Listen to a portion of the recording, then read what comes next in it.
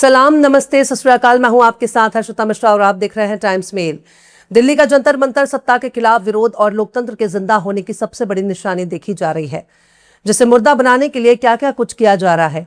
हजारों की तादाद में स्टूडेंट मौजूद हैं, दिन रात वहां प्रोटेस्ट कर रहे हैं और प्रोटेस्ट करने वालों के तन पर जब वर्दी वालों की लाठियां बरसने लगी, डंडे टूटने लगे, बच्चे जख्मी होने लगे, लहूलुहान होने लगे, बच्चों के सिर फटने लगे, तब इन तस्वीरों को देखकर गोदी मीडिया के एंकर और एंकरों के दिल को बड़ा ही सुकून मिल रहा होगा, क्योंकि उनके बच्चे सड़क पर उतरकर प्रोटेस्ट करने वाले इन बच्चों में शुमार नहीं। पर बात सिर्फ यहीं तक नहीं है साहब। इन बच्चों की बस एक ही डिमांड है कि एजुकेशन मिनिस्टर के हाथ में इस देश का शिक्षा मंत्रालय नहीं होना चाहिए। वो उसके इस्तीफे की मांग कर रहे हैं, क्योंकि उसके दौर में एक के बाद एक पेपर लीक होते जा रहे हैं। लेकिन क्या शिक्षा मंत्री के इस्तीफे देने से पेपर लीक का मामला रुक जाएगा? क्या बच्चों के साथ इंसाफ होगा? और अगर शिक्षा मंत्री ने इस्तीफा दे दिया तो क्या इसका असर बाकी के मंत्रियों पर नहीं पड़ेगा? बच्चे सोच रहे हैं कि अगर एक मंत्री ने इस्तीफा दे दिया तो हमारे देश का बदहाल एजुकेशन सिस्टम ठीक हो जाएगा, पर नहीं, ऐसा नहीं हो सकता, क्योंकि अगर एक मंत्री ने इस्तीफा दे दिया तो फिर उससे भी बड़े बड़े नाकारा मंत्री संतरी बैठे हुए हैं, जिनको ऊपर वाले की कृपा हासिल है। अब आप ये मत पूछिएगा कि हम कौन से ऊपर वाले की बात कर रहे हैं, बस जो कह रहे हैं आप उसे समझ जाएं, इतना ही काफी है। अगर धर्मेंद्र प्रधान इस्तीफा दे देते हैं तो यह भी एक नया रिकॉर्ड माना जाएगा, क्योंकि वो दौर गुजर गए जब नैतिकता के आधार पर इस्तीफा हो जाया करता था। मंत्रियों को इस्तीफा देना पड़ता था क्योंकि उनके ऊपर जो बैठे हुए सबसे बड़े हेडमास्टर थे वो उनसे इस्तीफा लिखवा लिया करते थे, उनसे इस्तीफा ले लिया करते थे। इसलिए उस दौर में नेताओं को मजबूरन इस्तीफा देना पड़ता था। आज वाले जो मास्टर साहब सबसे ऊपर बैठे हुए हैं वो बिल्कुल भी नहीं चाहते कि उनका कोई भी स्टाफ इस्तीफा दे, बल्कि यूं कहा जाए कि राष्ट्रवाद की डिक्शनरी में ही इस्तीफा शब्द हटा दिया गया है। वहां तो बस इंडिया, पाकिस्तान, हिंदू, मुस्लिम, शमशान, कब्रिस्तान जैसे शब्द ही देखने को मिलेंगे। और अगर इन शब्दों को हटा लिया जाए तो मास्टर साहब का एक भी स्टाफ ना कहीं भाषण दे सकता है, ना कोई बयान दे सकता है और ना कोई विरोध कर सकता है, ना अपने लोगों के बीच में जाकर दो शब्द बोल सकता है। पर जंतर मंतर पर जिन बच्चों ने लाठियां खाई हैं उनको तो खुद ही इस बात की जानकारी नहीं है कि आखिर उन्हें किस लिए पीटा गया। क्या धरना देना गुनाह है? क्या प्रोटेस्ट गुनाह है? आखिर कौन सा इल्जाम है जिसके लिए उनको पीटा गया?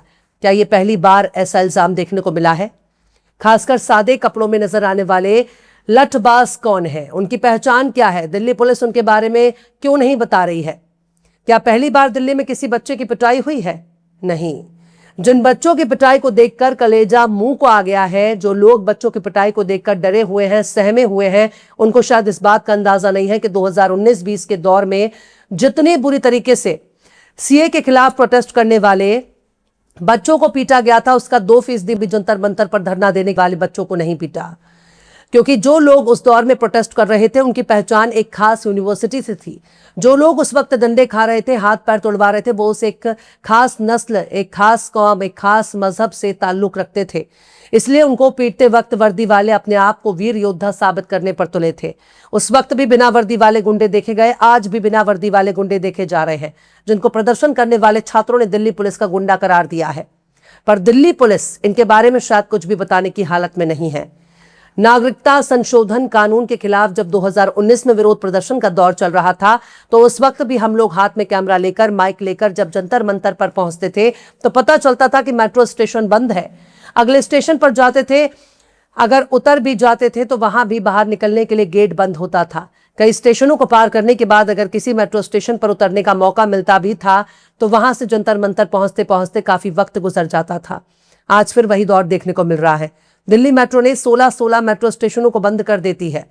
अब समझ में नहीं आ रहा कि हमारे 56 इंची विश्वगुरु से जब पूरी दुनिया कांप रही है तो आखिर उनको प्रोटेस्ट करने वाले बच्चों से इतना डरने की जरूरत क्या है? क्या ये बच्चे खा जाएंगे, चबा जाएंगे, या इनके मांग नाजायज है? याद रखिए, बात अब कॉकरोच जनता पार्टी तक सीमित नहीं है।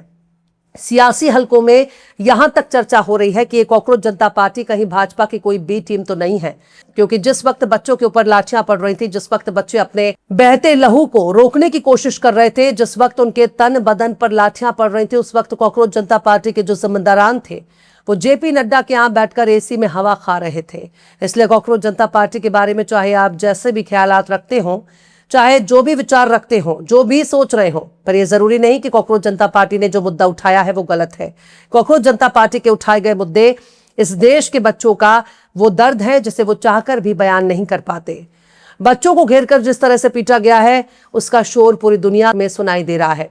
कैसे पूरी दुनिया को अपने कदमों में झुकाने वाले मोदी अब नहीं देश के बच्चों से खौफजदा है।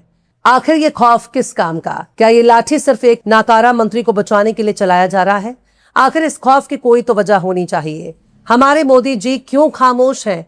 बच्चे अस्पताल में भर्ती हैं, यहां तक कि इल्जाम लगाए जा रहे हैं कि बड़ी बड़ी गाड़ियों में भरकर जंतर मंतर पर पत्थर पहुंचा दिए गए ताकि बच्चों को पत्थरबाज साबित किया जा सके। यहां तक कि इल्जाम लग रहा है कि पुलिस वाले अपनी गाड़ियां खुद ही तोड़ रहे हैं, खुद ही जंतर मंतर के आसपास खड़ी दूसरी गाड़ियों में तोड़फोड़ कर रहे हैं ताकि इसका सारा ठीकरा बच्चों पर फोड़ा जा सके, ताकि बच्चों को पत्थरबाज साबित करने में आसानी हो। पूरा देश देख रहा है कैसे उनके बच्चों को पीटा जा रहा है। अब पूरी दुनिया को मालूम हो चुका है कि मोदी जी के जितने भी मंत्री, संतरी, सांसद, विधायक हैं, उनमें से किसी की भी औलाद जंतर मंतर पर खड़ा होकर पुलिस की लाठियां नहीं खा रही है। उनके बच्चे तो विदेश में पढ़ते हैं, वहीं कारोबार करते हैं, विदेश में मजे ले रहे हैं। भारत में उनके लिए रखा ही क्या है? ना भारत में नौकरी है और ना नौकरी के बिना कोई छोकरी है। भला एक बेरोजगार को, एक निकम्मे को कोई बाप अपनी बेटी कैसे दे देगा? यहाँ तो ये हाल है कि जंतर मंतर पर नजर आने वाले बच्चे खाने खाने को मोहताज है, दाने दाने के लिए तरस रहे हैं। पर देश देख रहा है, कोई नागपुर से, कोई हैदराबाद से, कोई मुंबई से, कोई लखनऊ से, कोई पटना से, कोई आगरा से, देश के कोने कोने से इनके लिए खाने की डिलीवरी भेजी जा रही है।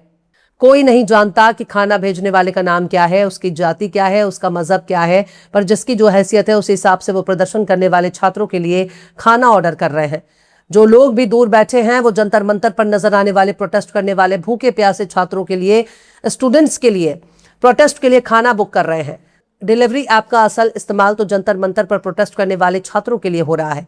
उनके लिए इस देश की जनता फूड ऑर्डर कर रही है। देश के अलग अलग कोने से दूर दराज बैठे बैठे ही लोगों ने उनके लिए खाना बुक कर रहे हैं। मानो ये संदेश देने की कोशिश हो रही है कि मेरे बच्चों, तुम खुद को अकेला मत समझना, हम तुम्हारे साथ हैं। भले ही हम जंतर मंतर पर ना हो, पर हम तुम्हें प्यार से खाना भेज रहे हैं। एक के बाद एक फूड डिलीवरी बॉय ऑर्डर लेकर जंतर मंतर पर जा रहे हैं। जो भी उनको नजर आ रहा है उसको खाना दे देते हैं। तो आपको क्या समझ में आ रहा है? भले ही जंतर मंतर पर कोई ना पहुंच पा रहा हो, पर वो अपनी किसी न किसी छोटी मोटी मदद के जरिए जंतर मंतर पर अपनी मौजूदगी का एहसास करा रहा है। वो समझ रहा है कि मेरे बच्चों, हम तुम्हारे पास नहीं हैं। तुम किस हालात में हो इसका हमें अंदाजा नहीं है, लेकिन हम तुमको भूखे नहीं रहने देंगे।